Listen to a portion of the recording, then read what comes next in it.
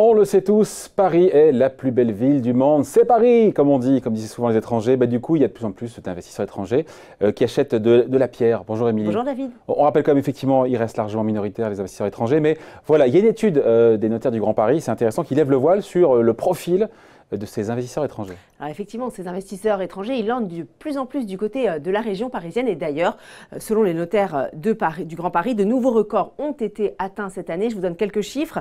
11,3% des transactions ont été réalisées par des ressortissants étrangers en petite couronne, 9,3% en grande couronne et enfin 7,9% à Paris intramuros. Alors un chiffre très proche du record de 2015 qui à l'époque s'élevait à 8,7%. Alors, le fait nouveau, Émilie, c'est que de plus en plus de Chinois sont présents justement, sont de plus en plus nombreux dans la capitale, à rebours de ce qu'on pourrait croire spontanément, parce qu'on sait que la croissance chinoise ralentit. Oui, alors effectivement, les Chinois ne sont pas intéressés que par nos vignobles.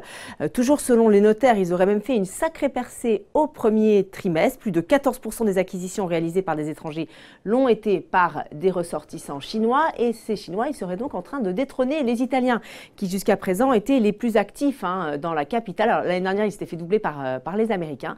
Et cette année, eh bien, manifestement, ce sont les Chinois qui leur chipent la place. Avant de rentrer, Émilie, dans le détail de cette étude, on a une idée justement du profil de ces investisseurs chinois? Oui, alors selon Barnes, qui est très implanté en Chine et qui connaît donc bien les investisseurs chinois, ce sont des personnes plutôt fortunées qui ont réussi dans l'industrie, la finance, les médias ou encore les nouvelles technologies et qui ont envie d'agrandir leur patrimoine. Alors il faut savoir qu'en Chine, David, la notion de propriété est très différente de chez nous. Depuis une loi qui ne date que de 2007, les Chinois peuvent être propriétaires de leurs biens, mais seulement pour 70 ans. Et puis concernant la terre, eh bien, ils ne sont tout simplement pas propriétaires de leur terre, c'est l'État qui est propriétaire. Du coup, pour léguer votre patrimoine en Chine, si vous voulez le léguer à vos enfants, eh bien, vous n'avez pas d'autre choix que de vous tourner vers l'étranger. Donc, terre de prédilection, vous avez les États-Unis, le Canada, le Royaume-Uni et puis bien sûr la France. C'est vrai qu'on a beaucoup parlé, Émilie, justement des Chinois qui s'emparaient de nos vignobles, de nos châteaux, dans le Bordelais notamment, mais pas seulement. C'est aussi en train de se produire sur le marché immobilier ou on n'en est pas encore là. On va rappeler que dans le Bordelais, en 5 ans, plus de 130 domaines sont passés sous pavillon chinois. Alors, concernant la pierre, il existe encore quelques obstacles, comme notre langue ou notre système juridique qui vont leur paraître assez compliqués. Et puis vous avez d'autres pays qui leur font de l'ombre, qui nous font de l'ombre. Vous avez par exemple l'Espagne et le Portugal qui offrent des cartes de séjour, les fameux Golden Visa, à ceux qui sont prêts à investir dans l'immobilier. Donc on a bien compris, la France aiguise l'appétit des Chinois, même si on a compris, on n'est pas numéro un. Quid de Paris, que disent notre étude justement sur ce qui se passe dans la capitale? On l'a dit, donc les Chinois réalisent une grosse percée au premier trimestre. Ils sont donc les premiers acquéreurs étrangers. Et alors, ils ont 2 quartiers de prédilection. Vous avez bien sûr le 13e, le fameux triangle de Choisy, bien connu sous le nom de quartier chinois. Alors, au premier trimestre, plus de 10% des achats étrangers y ont été réalisés par des ressortissants chinois.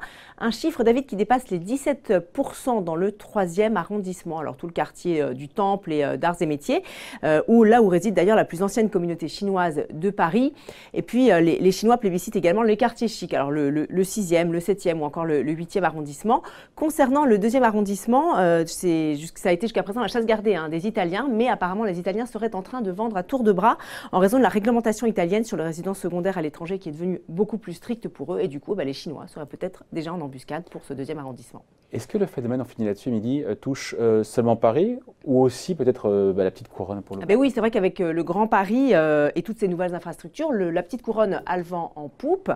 Au premier trimestre, 17% des acquisitions y ont été réalisées par des investisseurs étrangers. Et parmi eux, on retrouve les Chinois dans le trio de tête, aux côtés des Portugais et des Roumains. Et puis à noter d'ailleurs que ces 3 populations ont tendance à réaliser leurs travaux eux-mêmes sans passer par des entreprises extérieures, contrairement aux acquéreurs français.